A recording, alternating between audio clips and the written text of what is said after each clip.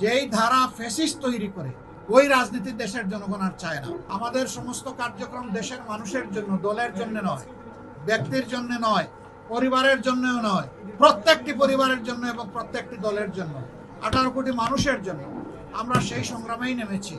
আমরা ইতিমধ্যে ঘোষণা করেছি, আমরা দলগতভাবে জামাতে ইসলামের বিজয় চাচ্ছি না, আমরা চাচ্ছি 18 কোটি মানুষের বিজয়। 18 কোটি মানুষের বিজয় নিশ্চিত হলে জামাতে ইসলামীও তার অংশীদার হবে ইনশাআল্লাহ। আর আমরা আশাবাদী যে দেশের জনগণ এবার পরিবর্তন চাচ্ছে, পরিবর্তনের পক্ষেই তাদের রায় দিবে।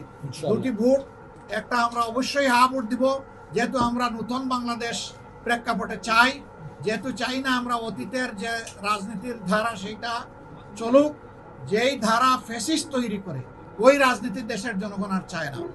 এই জন্য পরিবর্তনের রাজনীতির পক্ষে যদি আমরা অবস্থান নেই, ইনশাআল্লাহ আমাদের সন্তানদের জন্য একটা ভালো বাংলাদেশ আগামীতে উপহার দিতে পারব। সেই বাংলাদেশের পক্ষে প্রথম ভোটটি হবে রেফারেন্ডাম বা গণভোটে হা ভোট ইনশাআল্লাহ। আমরা দিব, দেশবাসীকে সাথে নিয়ে দেবো এবং ইনশাআল্লাহ হা বিজয়ী হবে। এরপরে আসে যে হা তো বিজয়ী হলো, এখন দেশ চালাবে কারা? দেশ চালাবে তারা যাদের কার্যক্রম দ্বারা প্রমাণ করতে পেরেছেন যে হ্যাঁ, দেশের মানুষের জীবন, সম্পদ এবং ইজ্জত তাদের কাছে নিরাপদ। একথা যারা প্রমাণ করতে পেরেছেন, দেশের চাবি ইনশাল্লাহ তাদের হাতে উঠে যাবে। আগামী 12 তারিখ, 13 তারিখ থেকে বাংলাদেশের জনগণ একটা নতুন প্রেক্ষাপটের বাংলাদেশ পাবে ইনশাআল্লাহ। এই অভিযাত্রায় সাংবাদিক বন্ধুদেরকে আমরা সবসময় পাশে পেয়েছি।